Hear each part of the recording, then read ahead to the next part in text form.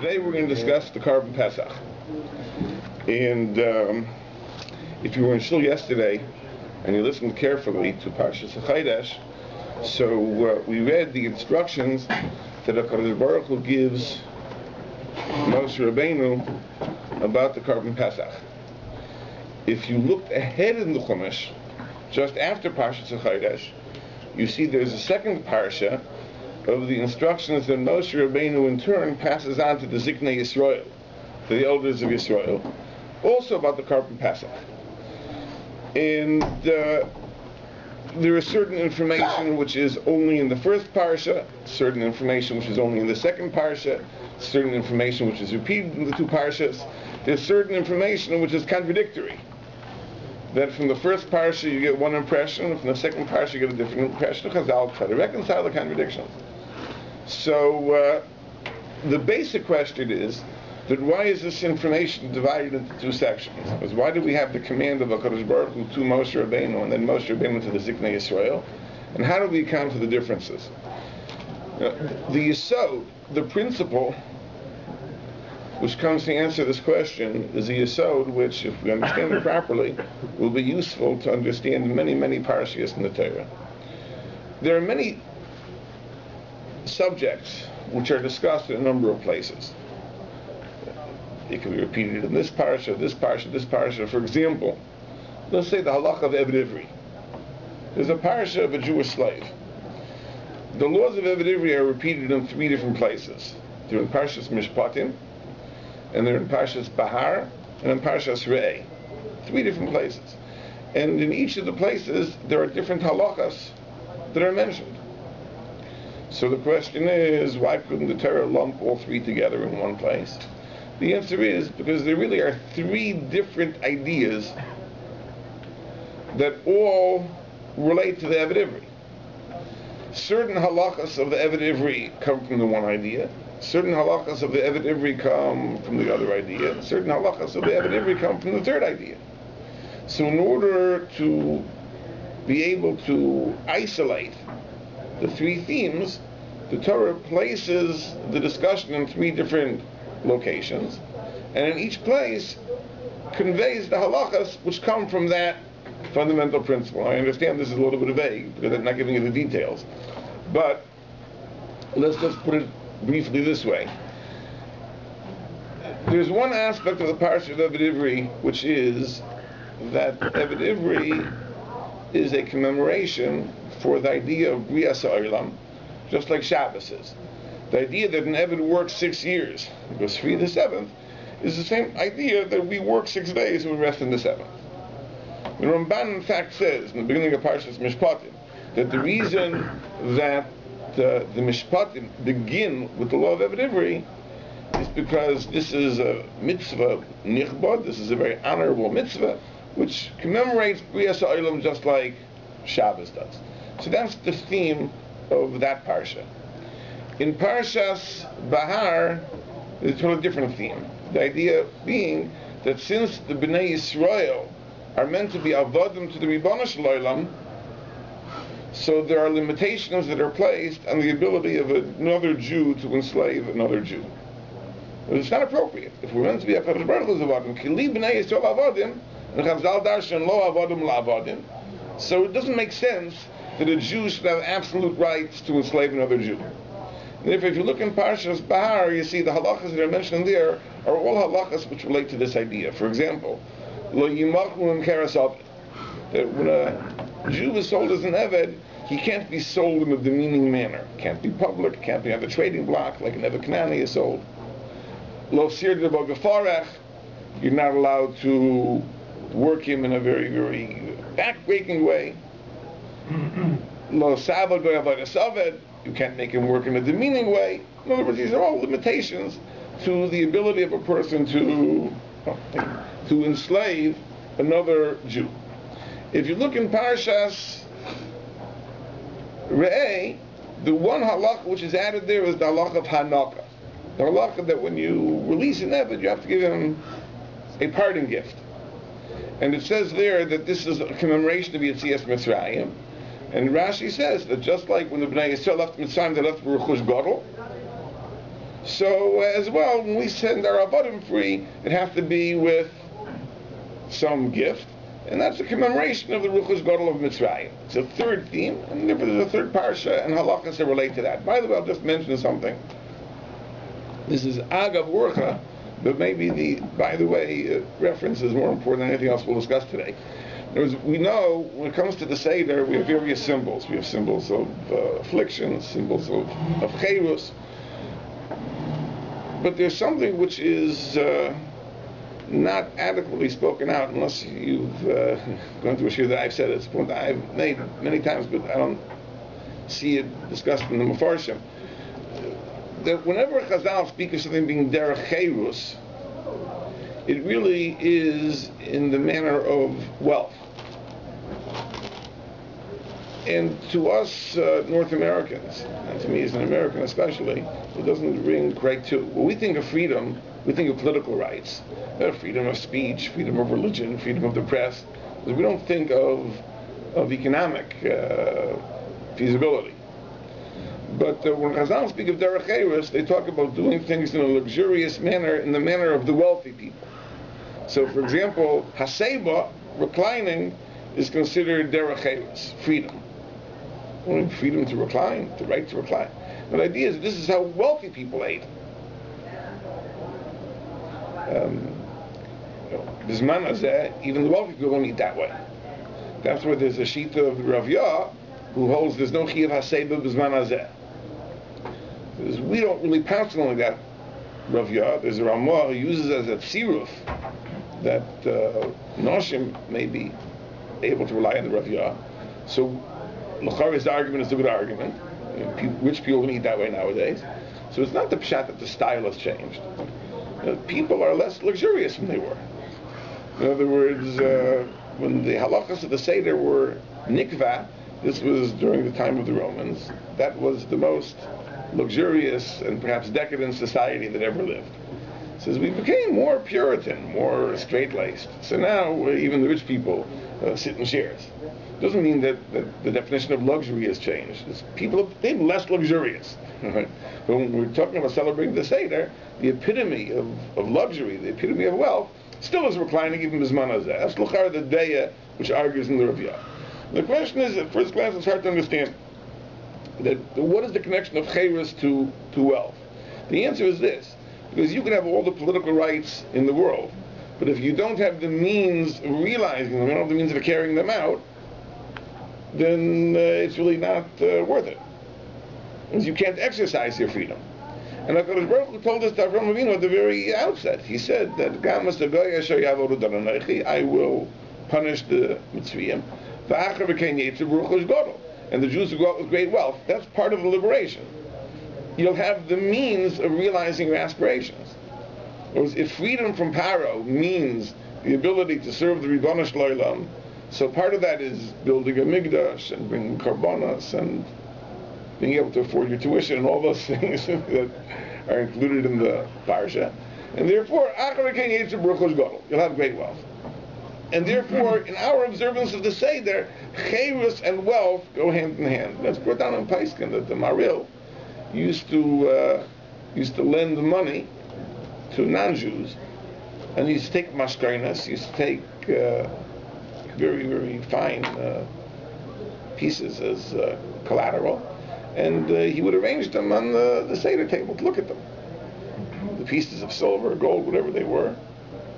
And he had pleasure from looking at them, but that's the idea of derech cherus, that the Jews should have such wealth that they become the financiers of the Umas Ha'olam. That's bound with the idea of cherus.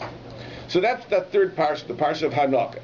So the idea being that there are many halachas that relate to the Eved Ivri, but there are three different themes involved, and therefore the Torah, in order to differentiate and to show us which halachas come from the one, which halachas come from the other, actually put the halachas of Eved Ivri in three different locations, that we understand that the halachas really have different shrosh and different roots.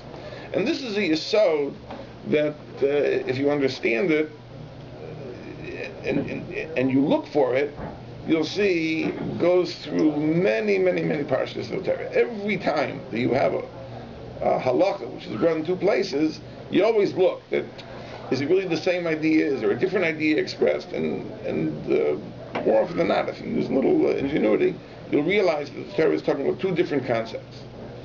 Another example we've talked about in the past, if you go to the whole story of Matan Torah, and according to the chronology of Rashi and Chazal, Ramban has a different Mahalach Derech HaPshat, but according to the chronology of Chazal and Rashi, so the story is told fundamentally in Parshas Yisro, but in the end of Parshas Mishpatim, there is a perek which really is not in chronological order and relates to the events that took place on the 5th of Sivan. And the question is, it really is out of place. Really, you should be back in Parshas Yisro, right before the giving of the Aseret Sedibris, which was either on Vav or Zayin Sivan. It's a serious problem. Okay, so we say, Ein Mukta Mucha B'Torah. Ein Mukta Mucha B'Torah just means that the Torah isn't in strict chronological order, but it's in thematic order. So how is it possible that this parsha is put somewhere else? Because there's an idea meant to be conveyed here, which has to be separated from the earlier parsha. If you reflect on the two parshas, you'll see that it's really two different, again, I'll just say it b'kitzur to illustrate the point, that in Matan Torah, the question really is this: what should the nature of Matan Torah and Kabbalah Torah be? Should it be that HaKadosh Baruch Hu reveals himself with such clarity and such force that acceptance of the Torah is a given defiance or reluctance to accept is inconceivable? Or do we say to the contrary, that what HaKadosh Baruch Hu really wants is that the Kabbalah Torah should be a reasoned, voluntary acceptance? We pointed out in the past that HaKadosh Baruch Hu's plan A really was that the Kabbalah Torah should be not with such power and force. The original plan was, as the pasuk says, I'm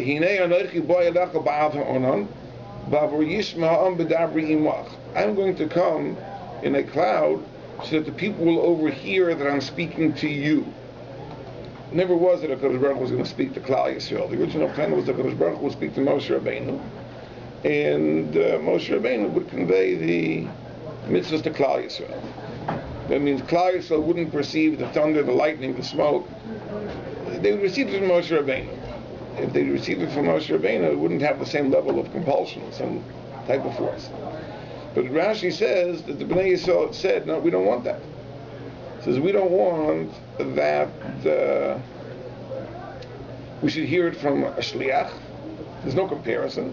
Hearing it from the Melech himself, and only hearing it from a shliach. So the Rebbe said, well, if so, Rashi knows the parsha. If so, if they want me to speak to them directly, they have to prepare themselves. So prepare for 3 days, and I'll take Shur Elisha and tends the mountain, and so on and so forth. And at that point, the story jumps ahead to the day of the revelation itself. So it jumps from the 4th of Sivan, which is the day on which the Bnei Yisrael said, we don't want to hear it through Moshe Rabbeinu, only from HaKadosh Baruch Hu. And the Torah at that point jumps ahead to the events of Zion Sivan, which is the day of the revelation, the thunder, the lightning, the Kollel, and so on and so forth. In between, on the 5th of Sivan, there is a ceremony where a covenant is established, a voluntary covenant. And that's the story in the Mishpatim. Moshe then reads the Sefer Abrius. There's a sprinkling of blood of Korbanos. Klal Yisrael says, Kol asher diber Hashem na'aseh v'nishma. So, true, in a strict chronological sense, that parsha should have been inserted right at that point between the people saying we want to hear it directly from HaKadosh Baruch Hu and the day of the revelation. But the point is that it's a totally different idea. Whereas once the Jewish people say they want a direct revelation, what is the nature of revelation? When the HaKadosh Baruch Hu reveals himself to you with kollel and brakim and thunder and lightning and smoke, and the earth trembles, at that point there's no backing out. In fact, the Meshech Chochmah says that when Chazal say that HaKadosh Baruch Hu was kaf aleim har kegigas, that HaKadosh Baruch Hu held the mountain over them like a barrel, and said, if you accept the Torah, fine, if not, Shem take for Aschem, that's really only a metaphor. It's a metaphor, it's a mashal for the idea that the revelation of Har Sinai was so powerful, so forceful, that there was virtually no choice. Now that's a very nice thing. We all would want that type of certainty. I think there are many people that say, if HaKadosh Baruch Hu would reveal himself to me, I would be a tzaddik gomer. But right now, HaKadosh Baruch Hu never spoke to me, so therefore... So I understand why you'd want that. It gives you a certain certainty, a certain clarity. But on the other hand, the one thing you do lose is the opportunity to have the schus, the merit of a voluntary acceptance, a voluntary Kabbalah. So therefore, what HaKadosh Baruch Hu arranged with Moshe Rabbeinu is that in the interim, during those several days of preparation, there should be also, one of the events would be a ceremony at which the Jews would be called upon to make a voluntary acceptance of Torah. And there was a ceremony and a Sefer Abris and Korbanos, and Kollel Yisrael said, Kol Shedibur Shem Nasa V'Nishma. By the way, this is an answer to Tais's Kasha. Tais asks a Kasha in Shabbos that if they already said Nasa V'Nishma, why was it necessary to have a Kafle Marka Gigis afterward? So the answer is, it isn't necessary. But that's what they wanted. They wanted a Matan Torah of Kollel who brought him, hearing it directly from HaKadosh Baruch Hu. And as the Meshech Chachma says, that is the Kafle Marka Gigis. So you're right, after Nasa V'Nishma it isn't necessary, but that's what they wanted, fakir. It was already established that there would be a Kafle Marka Gigis. HaKadosh Baruch Hu b'chazda, he said, I'll tell you what, that during the days of preparation, I'll give you an opportunity to have the schus of a voluntary Kabbalah. You're right, if there's a voluntary Kabbalah, you don't need the Kafle Marka Gigis. But that's what the Jews wanted, that's what they asked for, that's why they got it. But the reason these two parshas are separated, because Parshas Yisro is the Matan Torah of Kafle Marka Gigis, the Matan Torah of compulsion, the Matan Torah of force, the Matan Torah of perfect clarity. Parshas Mishpatim is the Kabbalah Torah of voluntary acceptance. So it's true, in a chronological sense, things were happening at the same time. But thematically, the two have to be separated. Otherwise, you don't understand exactly that we're dealing with two different concepts. And again, there are many parshas that go with this mahalach. If we look at the Korban Pesach, which is the subject for today, so there are a couple things that we can point out. Well, I'll mention a few of them. I mean, there are really many chilukim. I'll just mention a few. In the first parsha, there are halachas that pertain to the animal. The requirements for the animal. It has to be a year old, it has to be a male, it has to be tamim, it can't have a blemish. Now these are halachas which we're familiar with these types of halachas. We already began learning Parshas Vayikra at Mincha. These are the types of halachas that we're familiar with from Parshas Vayikra. So each korban has requirements. Certain korbanos have to be a zachar. A korban oila is a zachar. A korban chatas is dafka and nekeva. A shlom could be either or. But there are halachas we're familiar that the gender of the animal makes a difference. We know that there are halachas that pertain to the age of korbanos. The Mishnah Maseches Korah explains for each type of animal what's considered a seh, what's considered an ayil, what's considered a ego, what's considered a para. There are definitions which relate to age. So here it says, it has to be a seh, it has to be ben shana, within its first year. Which types of animals? It has to be dafka, a goat, or a sheep. It can't be a cow or a bull. There's a halacha of mishmeres, that you purchase it 4 days before. This only applies to Pesach Mitzrayim. But the idea is to examine it, and it shouldn't have a mum. So this is also connected to the korban requirements. It says, V'lokchu min adam. They should take the dam. And Rashi brings from Chazal, V'lokchu min adam zu kabbalas adam. This refers to kabbalas adam, which is a ritual which relates to korbanos. When you shech the korban, so you must receive the dam in a klei sharis. The Gemara in Saita says that is makadesh the dam. The Kabbalah the dam in the klei sharis is makadesh the dam in order to use it for the sprinkling on the mizbeach. And we get the impression over here that we're dealing with a korban. I mean, we all know that. It's called Korban Pesach. But it seems that the halachas that are in this first parsha are korban type halachas. We come to the second parsha, when Moshe Rabbeinu transmits the instructions to the Ziknei Yisrael. He says, Mishchu k'chulachem tzoyin l'mishpucheseichem v'shachatu al-Pasach. Shecht the Pesach. No halachas about the animal, what it has to be. Okay, so you could say there's no need to repeat it. But we'll see there are other halachas that are repeated. No mention that it has to be tamim, that it can't have a mum. Now it says like this. It says in the second parsha, it says you should take the agudas eizayv, take a bundle of eizayv, and dip it into the blood, and touch it to the mashka from the shtei mezuzas. V'atem lo seitzu ish mi pesach beiso ad baiker. So you get the impression of what is the purpose of putting the dam on the doorways. This is a shmira. This is a shmira.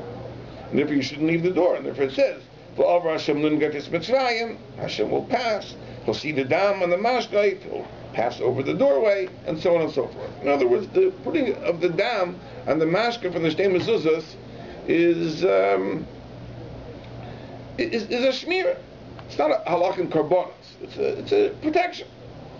Now this halach is mentioned before, but in the earlier parsha, there's no mention of the purpose. It says v'lokhu min adam v'nosnu al shtei mezuzas v'ala mashkov ala batim asher yochlu oso b'hem, and you put it, and there's no mention of the fact that the purpose of the putting of the dam is as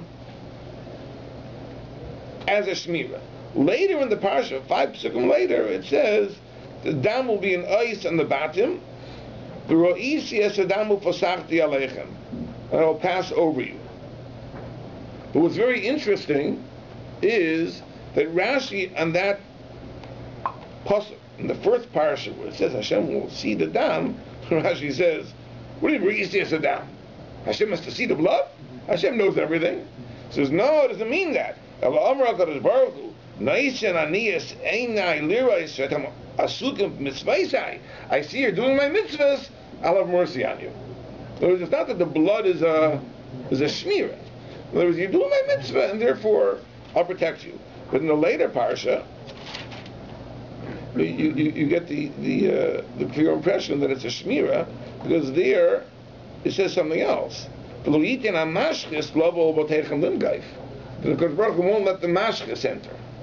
So what's the mashkes? So the Ramban says that when HaKadosh Baruch Hu passes, so he passes with his entourage, and among his entourage there are destructive malachim. So the dam is a shmir that the destructive malachim shouldn't enter. So we have two different implications about the purpose of the blood. In other words, in the first parsha, the idea of the blood is not mentioned explicitly as a shmir. In fact, the Gemara says in Pesachim that the Gimel Mizbechas Hayab Mitzrayim, that really there were 3 altars in Mitzrayim. The mashkai from the shtei mezuzas, the lintel, the doorpost, are 3 altars. In other words, the putting of the blood on the doorposts and the lintel is the regular halacha which we find by korbanos of zrikas adam. When you bring a korban, so after the kabbalah of adam, there's a zrikas adam. So in Mitzrayim also there's zrikas adam. What was the zrikas adam? Gimel mizbechas, the Gemara says. There were 3 mizbechas in Mitzrayim. The mashka from the shtei mezuzas were b'makam b'mizbeach. This was a kiyum of the avodas hakarban. And in the second parsha, we have a totally different impression that it's a shmir, it's a protection for the mashkas. I mean, the hours like this will leave you with the Iker Nakuda. When we talk about Korban Pesach,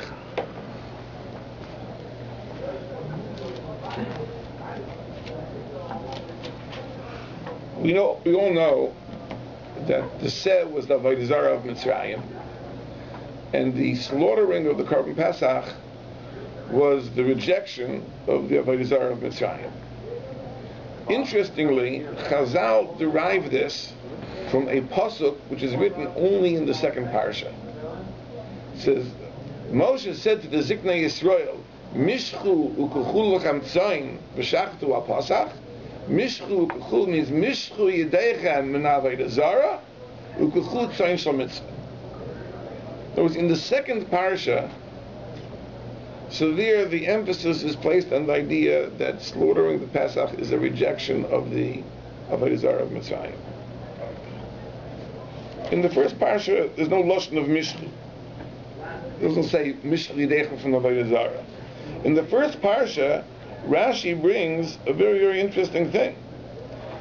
That it brings a medrash from Masim and Charash who says that when the time of the Geula came, so Klal Yisrael didn't have a schus to be redeemed, so HaKadosh Baruch Hu gave them two mitzvahs. The mitzvah of Mila and the mitzvah of Korban Pesach. Ve'erech mispossesses b'damoyech, v'omerlach b'damayech chayi, b'damayech chayi, through your blood you shall live, through your blood you shall live. This is the Dam Pesach and the Dam Mila. So the Maral says, stamp, shot in that medrash. Do like this. It says, I'll say with a mashal. Maral doesn't use the mashal. I think the mashal is a good mashal. We know there's a halacha that a tefillin bag, for example, is called a tashmish kedusha. It's called an item of holiness. You can't use it for a mundane purpose. The plastic bag, if you have a vinyl plastic bag to protect it from the rain around it, that's called a tashmish to tashmish. That you can use for a secular purpose. So, for example, if you want to put money, you can't put it in the velvet bag, but you can put it in the plastic outer bag. That's a tashmish to tashmish. But the velvet bag is a tashmish kedusha. It's there to serve the tefillin, so it has to be used only for Inyan kedusha. And the Gemara says like this. The Gemara says that in order for that halacha to apply, it has to be azminei v'tzarbe. It has to have been designated for the tefillin, and it must have been used for the tefillin. But if it's azminei v'lo tzarbe, let's say you designated it, but you didn't yet use it. Let's say, for example, you bought a new one. So you bought it for the tefillin, it's embroidered tefillin, you bought it for the tefillin, maybe you put your initials on it, so it's going to be for your tefillin, but you didn't yet use it. It doesn't have kedusha yet. Or let's say there's a bag. Let's say, for example, your tefillin zekel disappeared, so you put the tefillin in a no-frills bag just to carry them home. So it's psar be'v'lo azminei. You used it, but you never designated it to be permanently the tashmish for the tefillin. It also isn't kaddish. You need azminei v'tzarbe. You need two things. One is that you should designate it for a purpose and use it for that purpose. Then it becomes kaddish. Maral says the same thing when it comes to being an eved. To become an eved to the Rebbeinu Shalom, you need two things. First is you have to declare yourself, designate yourself as a servant of the Rebbeinu Shalom. And then you must perform actual service. You're not called an eved until you do both. Both are necessary conditions. Maral says bris milah is the means by which we designate ourselves as avadim of the Rebbeinu Shalom. The bris milah is the chaisam, this is the seal, this is the brand, so to speak, of avdus. This identifies us. It is through bris milah we declare ourselves to be avadim of the Rebbeinu Shalom. But we haven't yet served the Rebbeinu Shalom. Korban Pesach is the first avodah. A korban is avodah. The bringing of the Korban Pesach is the avodah which initiates us into the avodas Hashem, and therefore you need both. You need bris milah and Korban Pesach. It isn't just HaKadosh Baruch Hu said you need two mitzvahs. These two mitzvahs go hand in hand because together they are the designation of our being avodim, and they are the tchilas ha'avdos. They are the beginning of our becoming avodim. And that's the positive merit for which we were zeicha to leave Mitzrayim. So we have two different conceptions of Korban Pesach. We have one conception of Korban Pesach, which is the idea that this is our induction into the service of the Rebbeinu Shalom. It is through Korban Pesach we become Avdei Hashem, and it is this that provides the positive merit to take us out of Mitzrayim. And then we have a totally different picture, that it's simply the rejection of the value system of Mitzrayim. Now, I think we could conjecture the following, that, Klal Yisrael, it's a nation, it's true. It's a single nation. But not everyone is on the same madrega. there probably were Yidden who brought the Korban Pesach on the highest level of understanding. And for them, it was truly through the Korban Pesach through which they became Avdei Hashem. And undoubtedly, there were some people who were not quite on that madrega. Maybe they only were redeemed from Mitzrayim because of the Haftacha that was made to the others. But Al Kopanim, it was necessary for them to reject Mitzrayim. You can't leave Mitzrayim until you've abandoned Mitzrayim. So, if for them the Korban Pesach wasn't their induction into the service of the Rebbeinu Shloim, at least it was the rejection of the Avodah Zarah of Mitzrayim. There are two madregas of Korban Pesach. Not that there are two different Korban Pesachs, right? But there are two madregas of the performance of Korban Pesach. There's the highest madrega of Korban Pesach, where the bringing of the Korban Pesach is your initiation into Abdus of the Rebbeinu Shloim. You are now an Eved Hashem, with all that entails. And on the other level, at least you're rejecting the Avodah Zarah. You might not be a full-fledged Eved Hashem, but the gross, coarse idolatry, paganism of Mitzrayim, that you've rejected. So now, when HaKadosh Baruch Hu conveys the mitzvah of Korban Pesach to Moshe Rabbeinu, undoubtedly HaKadosh Baruch Hu is going to convey it on the highest oifen, on the highest level of abstraction. So HaKadosh Baruch Hu conveys to Moshe Rabbeinu the ideal of Korban Pesach as a form of Avodas Hashem.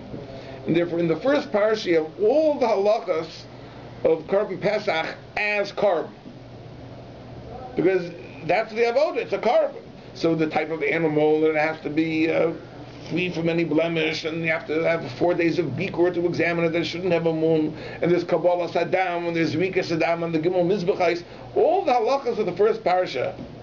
And again, this is only just touching the surface. It's really an arichas dvar mind. But the first parsha is really the parsha of Korban Pesach as Avodas Hashem. But Moshe Rabbeinu always brings it down to earth for us. This is the yesod which Maharal says in the Sefer Tiferes Yisrael about Sefer Devarim. Now, Sefer Devarim is the Mishnah Torah, it's the review of the Torah. And the Maharal says that in the repetition, Moshe Rabbeinu always brings it down to earth, brings it closer to us. HaKadosh Baruch Hu speaks on a loftier level, and Moshe Rabbeinu brings it down to our level of understanding. I'll give you a mashal. The Maharal uses that in the version of the Aseret Sedibros in Sefer Shemos about Shabbos, it says Zoch Hashem Shabbos Lakacho. Why? Kisheishas Yomim Also Hashem Hashem Esaros, because Hashem made the world in 7 days, 6 days, rested on the 7th. In Parshas V'Aschanan and Dvarim, Hashem emphasizes the Zacharta Ki Eved Yisrael Eretz Mitzrayim. Remember that you were an Eved Eretz Mitzrayim V'Yiftacha, and Hashem redeemed you. So how do you account for that difference? And Maharal says, because in Parshas Yisrael, where HaKadosh Baruch Hu is speaking on the theoretical level, so of course, the purpose of Shabbos is to commemorate B'rias Ha'olam. When Moshe Rabbeinu was bringing it down to our level, and he's talking about what should your motivation be for keeping Shabbos, you weren't yourself a witness to B'rias Ha'olam, but the Zacharta Ki Eved Yisrael Eretz Mitzrayim. So Moshe is always bringing it down to earth for us. But Maharal says this is the yesod for understanding Sefer Devarim as opposed to the other 4 Svarim, B'derech Klal. But here it's the same thing. When Moshe Rabbeinu is transmitting the laws of Korban Pesach to the Ziknei Yisrael, Moshe Rabbeinu is saying there's also another level of understanding it. A level which is not for the highest echelon, but the people that are a notch below. That for them there's an idea that the Korban Pesach, if it's not the induction into the service of the Rebbeinu Shloim, it is at least the rejection of the Avodah Zarah of Mitzrayim.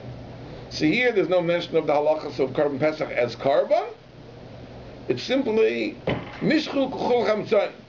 Mishchu Yidechem from Avodah Zarah, pull yourselves away from Avodah Zarah, and shech the Korban. And by shechting the sheep, you're showing your rejection of the Avodah Zarah of Mitzrayim, which is the tleh. It's interesting that it could be that that's why in the first parsha there's no mention of the mashkas, only in the second parsha. As we know that your susceptibility to mashchisim, but it really is a function of your madrega. The tzaddikim gemur, and the biggest tzaddikim, are zeichet to a much higher level of hashgacha pratis. They are spared from all susceptibility to danger of forces of nature and even the supernatural forces. So therefore, they don't need the blood to keep the mashchisim out. HaKadosh Baruch Hu sees they're doing his mitzvah. So HaKadosh Baruch Hu says, I guard them with my hashgacha pratis. They're immune from any danger. People on the lower madrega, they have to worry about mashchisim, so the blood is a symbol for the mashchis too. It's interesting to know that in the second parsha, it says, "V'haya ki yomer aleichem b'nechem," when your children will come and say, "Mo ha'avodah hazos lochem," wait, why are you doing this? So what's the answer? The answer is, "V'amartem," we shall tell them, "Zevach Pesach hu Lashem." It's a Zevach Pesach Lashem. Asher Pasach, he passed over the Batei Avosenu b'Mitzrayim b'Nakvos Mitzrayim v'Spotenu Hitzel, and they saved their houses. So we all know from the Haggadah that question is the question of the Ben Rasha. The other Banim, the Chacham and the Tam, the Shemei Elisha, they're later on in Parshas V'Chana, right? Well, the Chacham is V'Chana, another toward the end of Bo. But this is the shade of the Ben Rasha, right? So it's a funny thing that of all the Banim that Moshe Rabbeinu chose to invoke at this point, it's the Ben Rasha. It makes perfect sense, because that's what Moshe is speaking. Moshe is speaking about that lowest level of Bnei Yisrael. That lowest level of Bnei Yisrael, for whom the bringing of the Korban Pesach is not an induction into Avdus Hashem. It's the rejection of the Avodah Zarah of Mitzrayim is a very serious question. So why are we doing it? There was Bishlam, the people that perform the Korban Pesach in the highest life, and it's a form of Avodah Hashem. So we understand, it makes perfect sense that every year we should recharge ourselves, we should recommit ourselves to Avodah Hashem. It's not a pella. It's not a pella for the person who's bringing the Korban Pesach on that highest oifen that it should be an annual observance. It's not a kasha. But if you're only bringing the Korban Pesach, right, to reject the Avodah Zarah of Mitzrayim, so every year you have to reject the Avodah Zarah of Mitzrayim. There's no longer a Mitzrayim, there's no longer an Avodah Zarah of Mitzrayim, the Avodah Zarah of Kollel is long gone. So it's a good kasha. Why are you doing this? I understand in Mitzrayim why you did it. There was a popular Avodah Zarah, the Masal Kollel, you have to reject it. So I understand.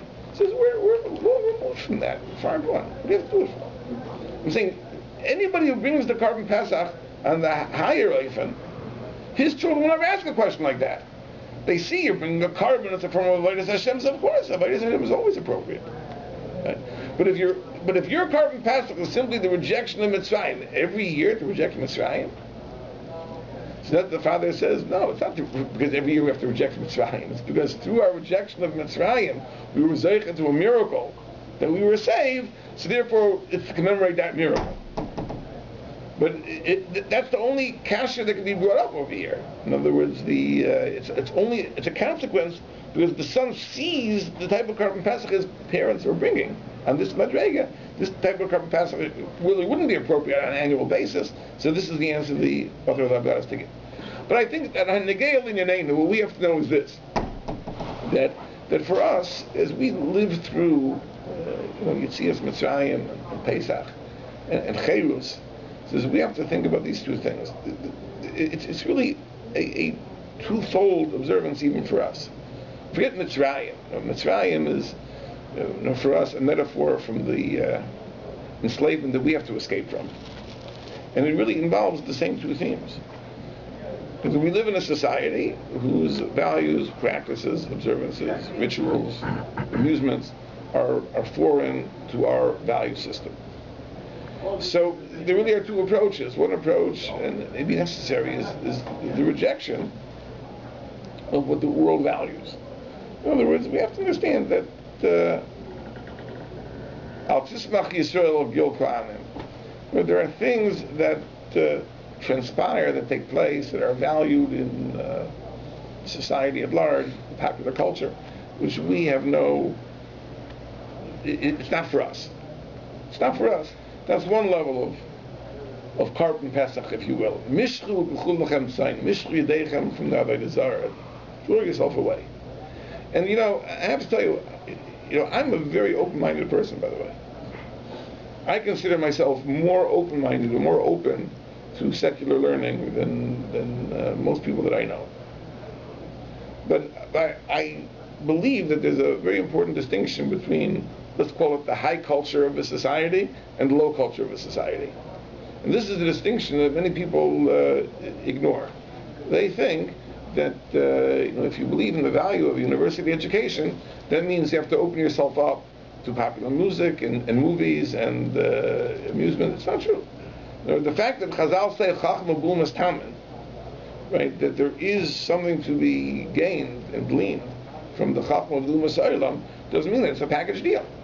You have the high culture, you have the low culture. You have the science, you have the technology, you have the fine literature, the philosophy. Maybe there's something to be had, right? That doesn't mean that you have to be open to everything that the society dishes out. There's certainly a distinction between that which is lofty and that which is noble and that which is intellectually and aesthetically pleasing and that which is base, coarse, and vile. It's partial. So there's not that every year as we come to Pesach, there has to be, in a sense, a rejection. There has to be a sense that I'm pulling myself away, I'm withdrawing from the worst things that are out there. But there also has to be the other aspect, which is the idea of Korban Pesach as a recommitment to our Avodas Hashem. And it may be that if you have that, the other falls into place by itself. If a person commits himself to Talmud Torah, to Shmiras Mitzvahs, to Diktuk Mitzvahs, a person recommits himself to the ideals of Tefillah, all forms of Avodas Hashem, then the other things will take care of themselves. He's loftier. If a person is taka, an Eved HaMelech, if he's a servant of the king, he's and the word Eved in Hebrew doesn't have the pejorative connotation that it has in English. In English, a slave, a servant, it's a menial person. But in Eved, it connotes the highest level of nobility, that you are defined by your service to the master. A person who acquires that, everything else falls into place. He doesn't have to consciously withdraw himself from the things that are low and meaningless, because he's already on the higher level. But these are the two ideas that Nichol and Korban Pesach, and each person will observe it kefi his madrega.